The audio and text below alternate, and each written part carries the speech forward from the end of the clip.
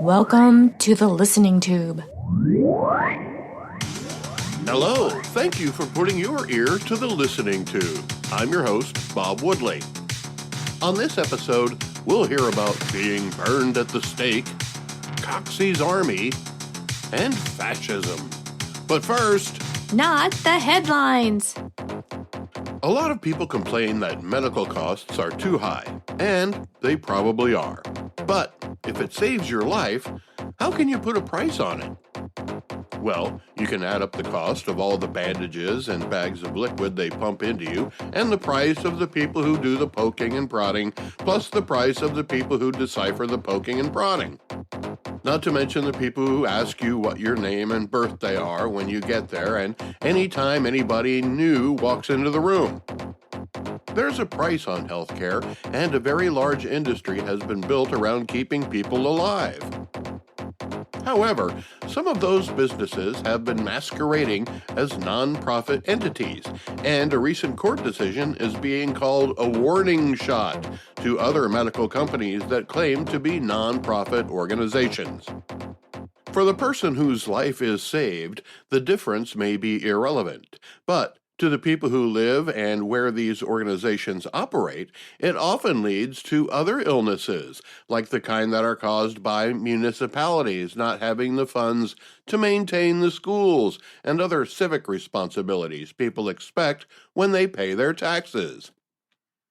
But some medical companies are using non-profit status to avoid paying taxes that in some places add up to millions of dollars. Millions of dollars that would normally go to schools and other municipal responsibilities are reduced to a fraction of that and used for other programs that are charities but not municipal responsibilities. Property taxes alone account for large sums of money that can't be collected because of a nonprofit status. But in Pennsylvania, 5 requirements must be met in order to be considered a nonprofit entity. The organization must A. Advance a charitable purpose, B. Donate or render gratuitously a substantial portion of its services, C. Benefit a substantial and indefinite class of persons who are legitimate subjects of charity, D. Relieve the government of some of its burden, and E. Operate entirely free from private profit motive. The hospital in question was deemed by the court to be operating with a goal of making a profit, based on exorbitant management fees and rewarding executives for meeting certain goals of financial success.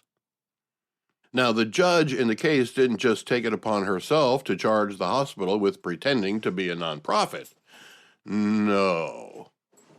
A local school district sued the hospital. After all, it was the school district that was being denied funds it should have, to the tune of $900,000 a year. As the school superintendent said, that's, 10, 12 teachers. He might not have been a math major, but he's in the ballpark. Some hospitals avoid litigation by agreeing to what's called payments in lieu of taxes. The acronym PILOTS is used in the jargon, but what it amounts to is hospitals donating money to charitable organizations instead of paying taxes. While that may sound like a fair trade on the surface, it still often takes dollars away from our schools and moves it to wherever the hospital deems worthy. Instead of it being the taxpayers' money to be used as determined by the local government, it's often put to use for programs that have little value to society as a whole and can often be beneficial only to those already being served by the hospital. So while it looks like charity, it is in fact not relieving the government of some of its burden, but only the burden of the hospital itself. Meanwhile, private hospitals are paying all the taxes that nonprofit hospitals aren't. Plus, the private hospitals often do as much or more charity work than the nonprofit hospitals. So while the Pottstown School District had to do the work to get the Pottstown Hospital and Tower Health to pony up, In Pittsburgh, it's been used as a political stance to get the University of Pittsburgh Medical Center to do the same. The story from the Center Daily Times spends less column inches on the Pottstown story than it does on UPMC, which is expanding its reach at an impressive level for a nonprofit entity. UPMC now operates facilities all over Pennsylvania, in western New York, and Maryland.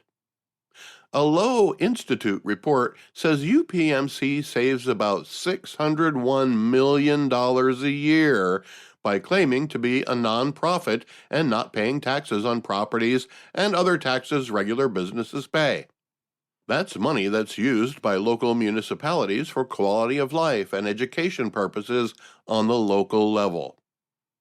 UPMC says they make up for it in other ways, but the math doesn't add up when it comes to serving the entire community rather than specific charities.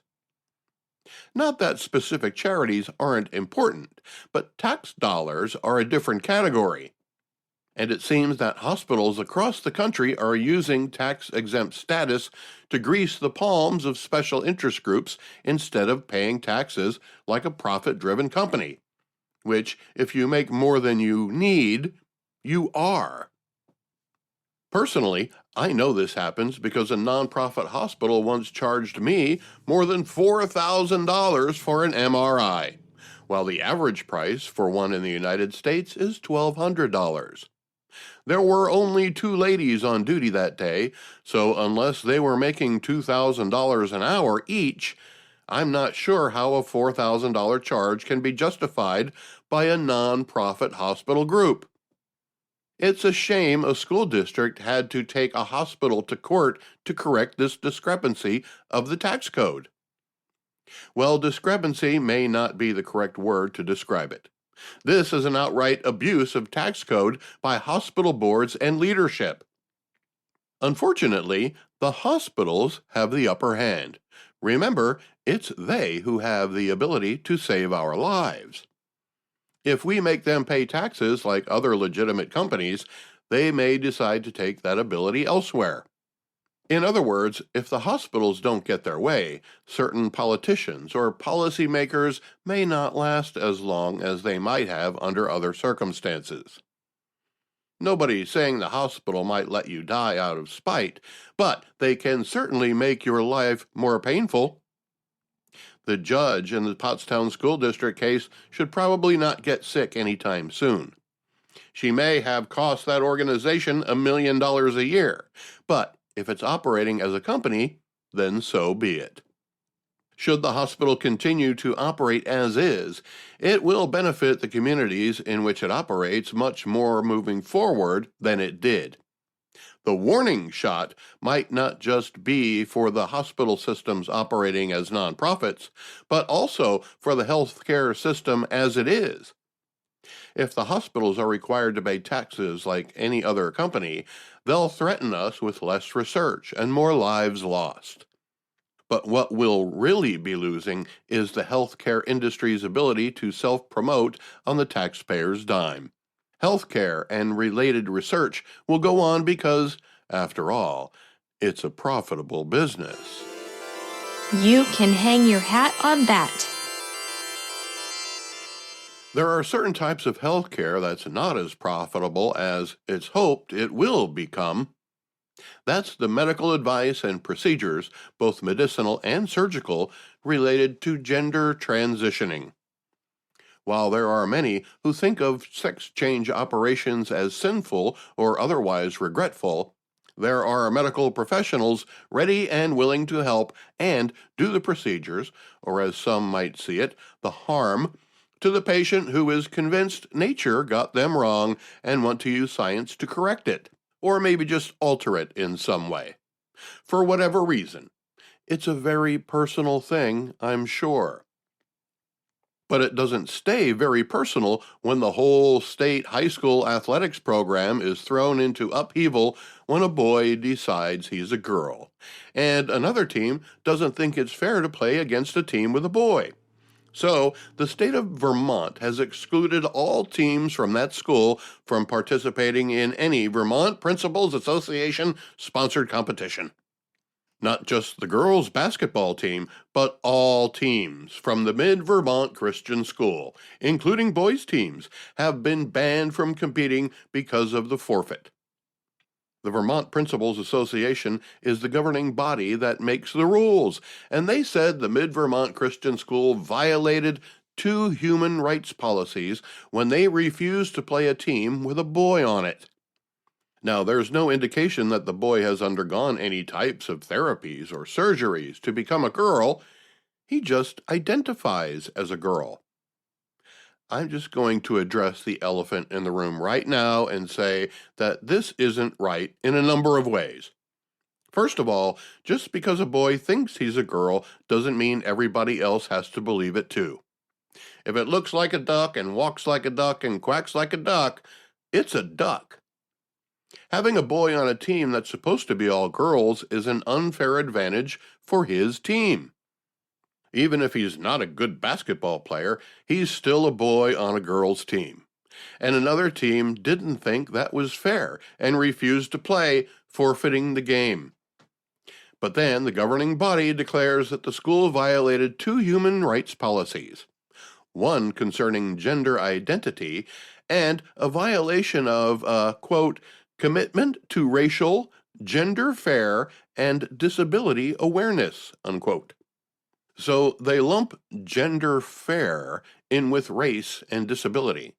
Well, you can't decide your race, and you probably didn't choose to have a disability, but this boy merely identifies as a girl. That's a choice he made. And maybe someday he'll go through the transition to become a girl. Maybe they'll let her play in the WNBA. But as for right now, he's a boy trying to play on a girls' basketball team, and he's ruining the athletic department of an entire school with his selfishness. When the other team declared it unfair to play a team with a boy on it, he should have volunteered to sit out the game. That would have been the sportsmanlike thing to do. If this boy weren't so selfish, he would recognize the way he makes other girls' teams feel uncomfortable. If he were a true sport, he would want his team to win fair and square, and he would sacrifice his own personal gain for the good of the sport. Now, his team moves on to the next level of the tournament, knowing they got there because they have a boy on a girls' team. Even if it didn't give them a competitive advantage, it gave them a regulatory one. If the human rights policies include gender fair, then what's fair about having a boy on a girls' team? Is gender fair only fair to those who aren't sure about their gender? What about the girls on the teams who know they're girls, are happy to be girls, and wish to continue to be girls? What part of this is fair to them? Why should one boy who thinks he's a girl, or pretends to be a girl, or identifies as a girl, have more rights than the actual girls? By the way, the team with the boy on it was the Long Train Mountain Lions. Maybe if they were the Lionesses, the boy would realize he's on the wrong team. Because of the forfeit, they went on to the championship game, where they got their balls busted 45-26 by the Arlington Memorial Eagles. The story in National Review says Vermont has laws that permit transgender females to compete on teams that correspond to their gender identity. But that's really two different things. If you're transgender, then you must be under some type of medical supervision, especially if you're a high school student. Otherwise, you're not transgendered, you're just a guy who thinks he's a girl. That's gender identity. You may identify with the opposite gender, but you haven't yet become it. Transgender and gender identity are not, and should not be confused as, the same thing. What happens if the boy on the girls' basketball team, who identifies as female, graduates from high school and then decides he identifies as a man again? Will the basketball team be forced to vacate any wins they accumulated with a boy on the team? I should hope so, because it wasn't fair to begin with. Not fair to the sports community, not fair to the opposing teams, and not gender fair to all the girls on those teams. Instead, why doesn't Vermont make a law that says if you don't think you were born with the right sex organs, then don't try to join a sports team until you're sure? Play the guitar instead. Learn to paint or find some other hobby that you can enjoy with anyone, regardless of gender, and stop ruining sports for people who are confident in the bodies they were born with. Am I sorry that you can't play sports because you can't confirm your sex? No. There are a lot of people who want to play sports who can't. You know why they can't? Because they're not built for it. They're not big enough, or strong enough, or agile enough, or fast enough. We don't feel sorry for those people, and nobody should feel sorry for the person who's a boy who wants to play on a girl's team. And the state of Vermont, and more precisely, the Vermont Principals Association, needs to take a closer look at the harm they're doing to thousands of girls who are secure in their bodies in order to appease one boy who isn't. Similar, but different. Well, he's not the only boy. In October of last year, a girls' soccer coach was suspended for misgendering a transgender student. Well, if a student doesn't know what sex they are, how is anybody else supposed to know? This isn't a new problem, though. I grew up in the 70s, and a lot of men had long hair back then. There were plenty of occasions when a guy was behind what he thought was a woman because of the Jordache jeans and the long hair. He might have even whistled or said something like, "Hey, baby, you got a porch to go with that swing?" Only to have the long-haired person up ahead turn around to display his beard and mustache. Oops. Sorry, man. Men got misgendered all the time in the 70s, but nobody got suspended over it.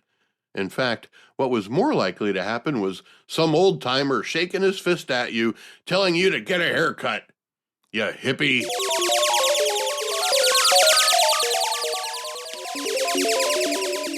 Let's go back through the listening tube for This Week in History. This week in 1556, in Oxford, Archbishop of Canterbury Thomas Cranmer is burned at the stake. You might wonder what somebody could possibly do to warrant being burned at the stake as a fitting punishment. Who would have the authority in 1556 to order somebody to be executed in such a fashion? In today's civil society, the places that allow capital punishment are required by law to make the ordeal as quick and painless as possible. Sometimes executions have been delayed or permanently postponed because of lawsuits protesting the manner of execution. But in 1556, Queen Mary I was a Catholic, and the Archbishop of Canterbury, Thomas Cranmer, was a Protestant, and promoting his beliefs was considered heresy by the Queen. While it seems like cruel and unusual punishment to modern society, there are those among us today who believe it to be a fitting punishment for those who have different political views. From Margaret Sanger to John Boehner to Sonny Hostin, there's been too much division politically. But religions have been killing each other for far longer.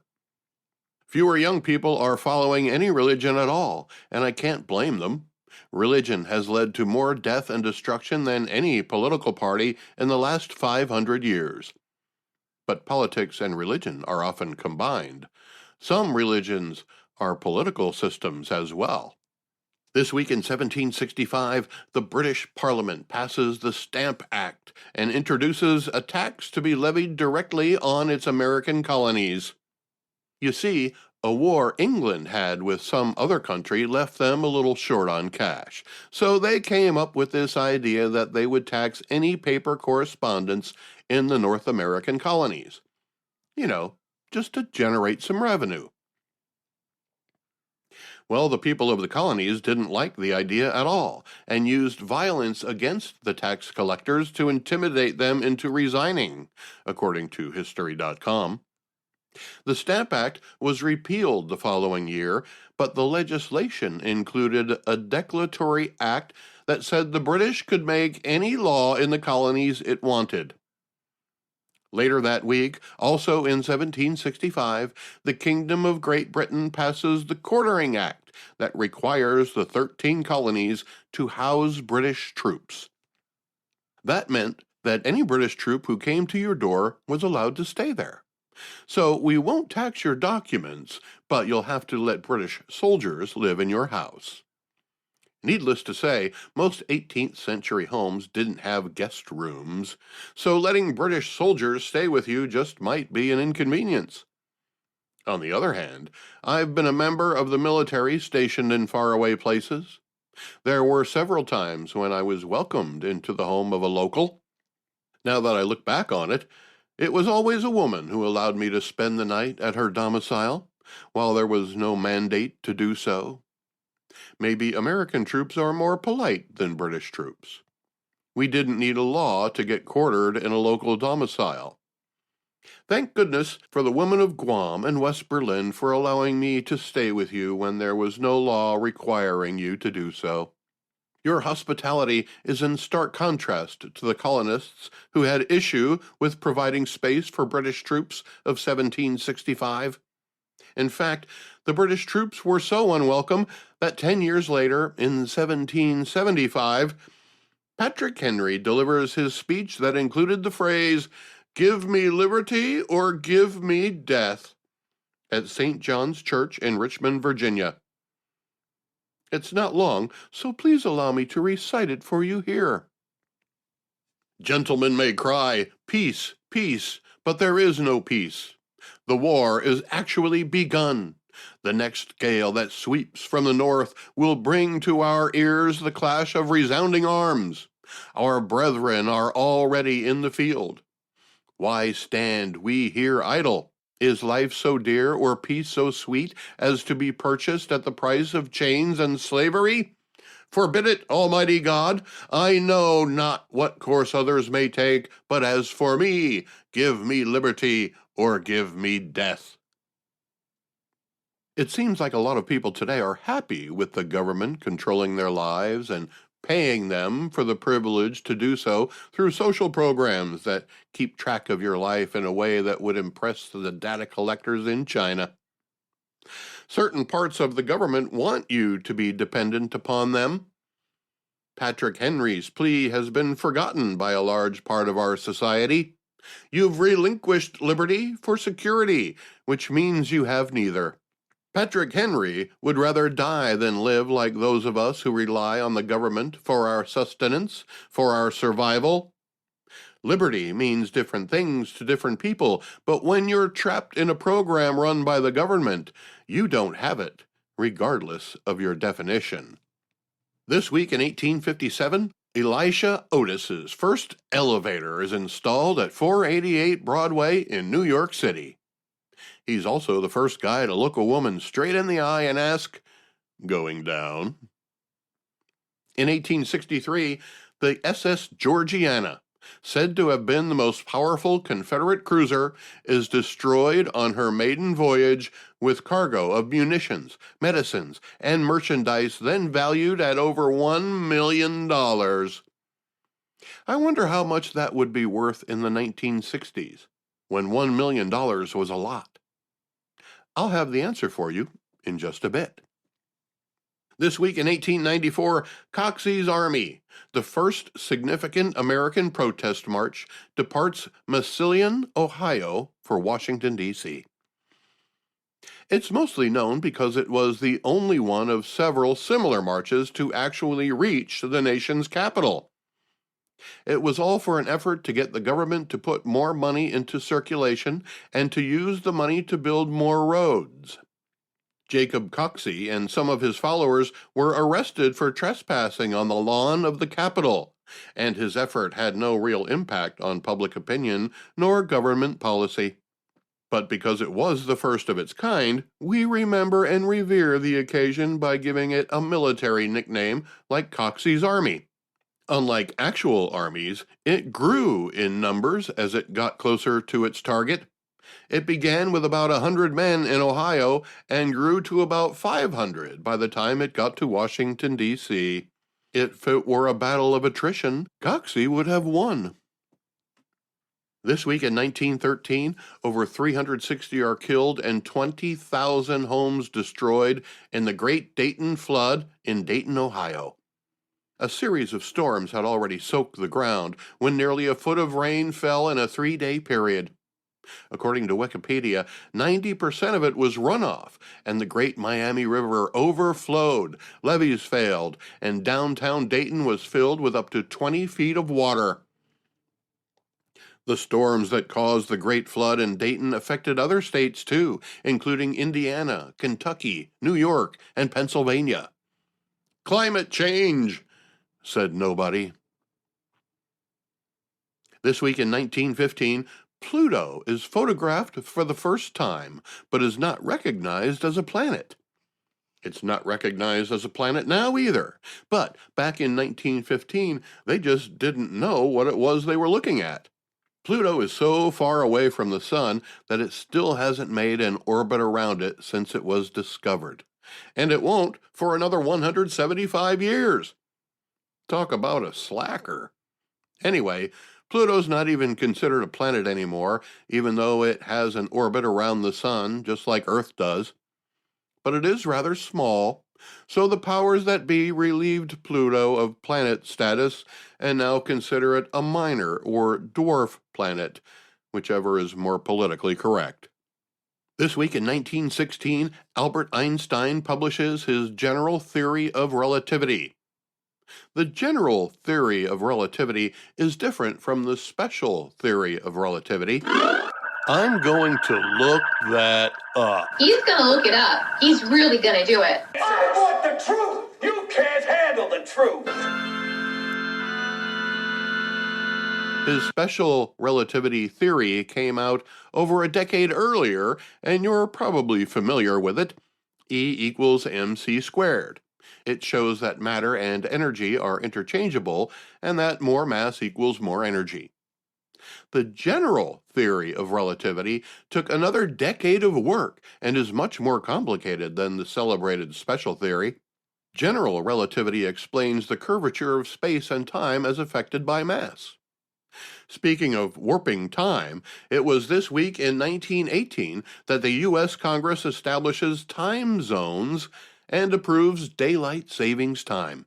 While daylight savings time is not practiced everywhere, and not even everywhere in the United States, there is a push to get rid of it. I have to admit, I've had a little bit of a tougher time getting out of bed in the days following the annual Spring Forward ritual. The good thing is, many of our electronic gadgets change the time all by themselves, but I do have a few that I have to do by hand. The hard part is getting the clock on the stove to match the clock on the microwave above it. If I can't get them within a second of each other, it bothers me. They can be very difficult times. This week in 1919, in Milan, Italy, Benito Mussolini founds his fascist political movement. He took the name from the Latin word fasces, which, according to Wikipedia, referred to a bundle of elm or birch rods meant to symbolize penal authority in ancient Rome. Many of the early fascist movements were brought to us by people like Mussolini, Hitler, and others in places like Austria, Portugal, Greece, and even in Norway, although for only a week. Japan also became fascist under the military supervision of Tojo Hideki. Back then, it was conservatives who were always the spoiler makers for fascist governments. But today, the Wikipedia definition of fascism says it's a far-right, authoritarian, ultranationalist political ideology and movement characterized by a dictatorial leader, centralized autocracy, militarism, forcible suppression of opposition, belief in a natural social hierarchy, subordination of individual interests for the perceived good of the nation and race, and strong regimentation of society and the economy. I'm not sure how the definition began with the words far right, because the rest of the definition seems more like the far left we see today. It may not be ultranationalist, but we have a dictatorial leader who doesn't believe he has to answer questions to reporters. He leads a party which subordinates the interests of the individual for the perceived good of the nation and race, although the nation and race might be China and the Chinese. And the Biden administration is taking control of our movements, our appliances, our currency, and our economy. Most of us don't like the direction of our economy, but the left has a plan that doesn't include you or me. If you need a definition of fascism, look no further than the current government of the United States of America. Yet fascism is what the left accuses the right of being. Historically, it has always been the conservatives who defeat fascism. Don't be fooled into thinking the conservatives are fascism. Wikipedia says fascists are far right, but a closer look at today's political directions would indicate the left is now leading the way toward fascism. The Wikipedia page shows a photograph of Benito Mussolini and Adolf Hitler. When you examine the direction of two American political parties, it's the Democrats and the citizens who follow their doctrine who are less accepting, more exclusionary, more militaristic in their approach to social acceptance and law. The hallmarks of fascism have become the practices of left-wing protesters. Nearly 24 people were arrested protesting a police training site in Georgia recently. Only 2 of them were from Georgia. One was from Canada. These people are brought in on somebody else's dollar to disrupt whatever people bankrolling the operation deem needs disruption, and the troops set in motion. The definition of fascism includes nationalization, so you might want to try to figure out which nation these violent protesters in Georgia are fighting for, because it isn't the United States of America. While many Americans agree the police need more training, these people are protesting a police training site with rocks and fireworks and Molotov cocktails. That sounds like fascism to me. And it's the left wing doing it, not the right wing, as the Wikipedia definition might lead you to believe. This week in 1935, Shah Reza Pahlavi formally asks the international community to call Persia by its native name, Iran. I once met a very pretty girl on the campus of UC Santa Barbara, and when I asked her where she was from, she said she was from Persia. This was in the mid-1980s, and the Iran hostage crisis, which lasted 444 days until Ronald Reagan was sworn in as President of the United States, was still fresh in the minds of most Americans. So this young lady felt it necessary to fudge a little with the name of her home country. It had probably worked on many of her college friends, but having recently served in the U.S. Air Force, I was familiar with the world politics and history. When I said, "Don't you mean Iran?" she looked a little surprised and admitted I was correct. With a smile, she knew I wasn't the type to hold her accountable for the actions of her government.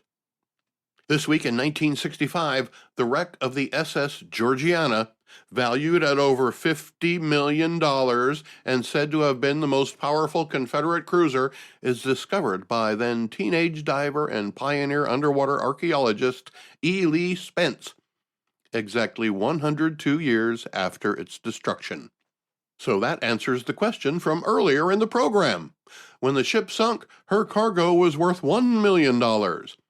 By 1965, the value appreciated to $50 million. That's a $49 million increase over 102 years. That's almost $500,000 interest a year on a $1 million investment. I'd like to see a bank match that. I guess it just goes to show you that the best place to invest your wealth is at the bottom of the sea. This week in 1972, the United States Congress sends the Equal Rights Amendment to the states for ratification.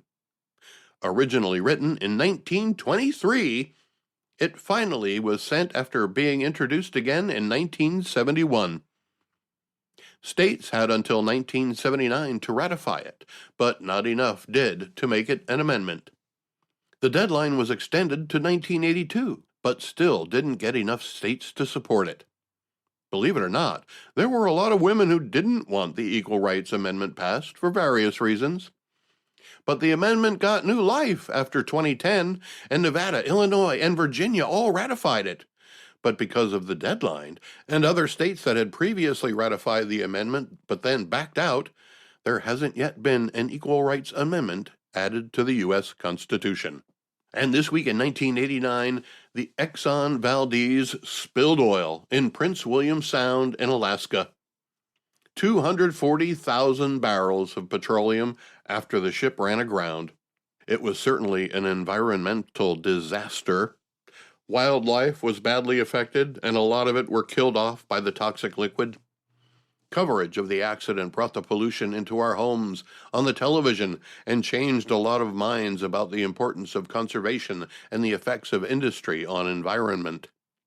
As it turns out, pipelines are the cleanest and safest way to transport petroleum products.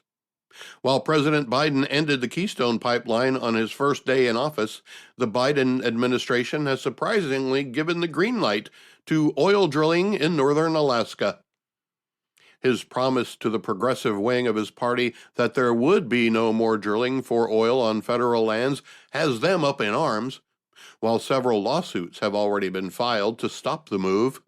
The fact is, even with electric cars, we still have a huge need for oil and gasoline. Obviously, our government is trying to wean us off of it, but perhaps they're now realizing we're not quite as ready for the transition as they thought we were. The listening tube will return at the speed of sound. Contact the listening tube by calling 570-601-1101 or email thelisteningtube@outlook.com. One of the reasons I started this podcast was because I was tired of the partisan bickering between political movements and how the press was taking advantage of our emotions by the way they were reporting what they called news. Well, it turns out I'm not alone. Why, yes, everybody else did start a podcast, but that's not what I meant.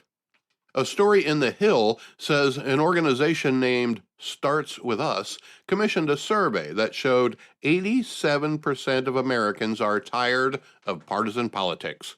It cites other unattributed surveys as backing up the view with statistics that only 2/5 of Americans have a favorable opinion of either political party. It goes on to say that a majority of Republicans and a large majority of Democrats would like to see their elected representatives work with the other party instead of being obstructionist. Well, The Hill wanted to find out just how much more press coverage the hyper-partisan politicians were getting than the bipartisan ones. In order to do that, they first had to identify who the most hyper-partisan politicians were, and who the most bipartisan politicians were. They say they did this by studying their promotion of bipartisanship and attempts to work with the opposing party in 2021 and 2022. Then, they tallied the total number of times each one was covered in the press during a 2-month period in late 2022. The story says they added up all the news hits from what they describe as the most popular news platforms, including the New York Times, the Washington Post, USA Today, and the major broadcast and cable news outlets, which I would imagine include Fox News, CNN, MSNBC, as well as ABC, NBC, and CBS news programs. What they discovered is that the most hyper-partisan got 4 times as much coverage as the bipartisan. So it's our media that's fomenting the division Americans are feeling.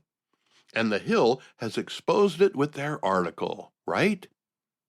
So does the author, Daniel DeVise, deserve credit for exposing how the media is playing us, keeping us divided at the request of the politicians who make the most noise and bring the media the most attention? Sure, we can give Daniel some credit. But he's just as guilty as the rest of the media he's exposing. Let's start by recognizing that most of the news outlets used in the study are liberal news outlets. Let me quote a part of the story for you. Fox News rose to dominate cable news largely by fomenting partisan anger among Republicans. Partisan sparring on both sides now dominates the broadcast news cycle, critics say, and it has spread to the world of print. Fox News may have fomented anger among Republicans. To call it partisan anger adds the intent of meaning the anger is somehow wrong, when it may be entirely justified. And partisan sparring doesn't exist on what he called the broadcast news cycle, because broadcast news, meaning network news as opposed to cable news, is all liberal. I don't know what critics he's talking about. He also says it's spread to the world of print, as if the print media is somehow just waking up to partisan politics as a way to sell newspapers. I got news for you, Daniel. Print media is way ahead of broadcast and cable news when it comes to hyper-partisan politics. A couple 100 years ahead. Still, the author goes on to say, the New York Times, a publication sometimes accused of a liberal slant, covered Marjorie Taylor Greene 84 times in the 2 months considered in the study. The Times covered Representative Matt Gaetz, a hyper-partisan Florida Republican, 15 times. Don Bacon, the bipartisan Republican, drew coverage only 7 times. Florida Republican Belarakis drew no coverage at all. So he's trying to convince us that the New York Times isn't liberal by telling us how many times they covered hyper-partisan Republicans? When he wrote that the New York Times is sometimes accused of a liberal slant, I almost did a spit take. It might just be the most liberal newspaper in the country. Even the authors use the fraction of 2/5 instead of the more common 40% as a way to try to deceive the reader. He says a majority of Republicans and a large majority of Democrats want to see their representatives reach across the aisle. So what's the difference between a majority and a large majority? Well, one sounds better than the other. I think it's sad that even a story that's supposed to caution us about hyper-partisanship can't seem to be written without hyper-partisanship, however the attempt to make it cleverly disguised as neutral reporting. It's true Americans are tired of the great divide between our elected officials. Maybe if the press stopped covering the hyper-partisan politicians instead of the bipartisan politicians, we'd be better off as a country. However, the media can't sell newspapers or get eyes on the television or ears on the radio if they cover how we get along. Even the fact that they chose 7 representatives who are hyperpartisan and 7 representatives who are bipartisan is partisanship. Because 4 of those who are hyperpartisan were Republicans as opposed to 3 who were Democrats, and 4 of those who were bipartisan were Democrats as opposed to the 3 who were Republicans. Why couldn't they just have 6 of each or 8 of each? No, they had to have 7 of each so that they could give the Democrats 4 of the good guys and the Republicans 4 of the bad guys. Until we start believing the world we see around us instead of the one we see in the media, we'll continue to think the other side, whomever that may be, is only trying to hurt us.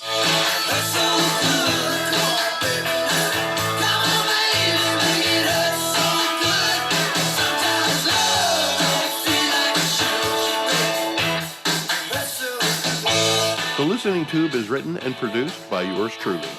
Copyright 2023. Thank you for putting your ear to the Listening Tube.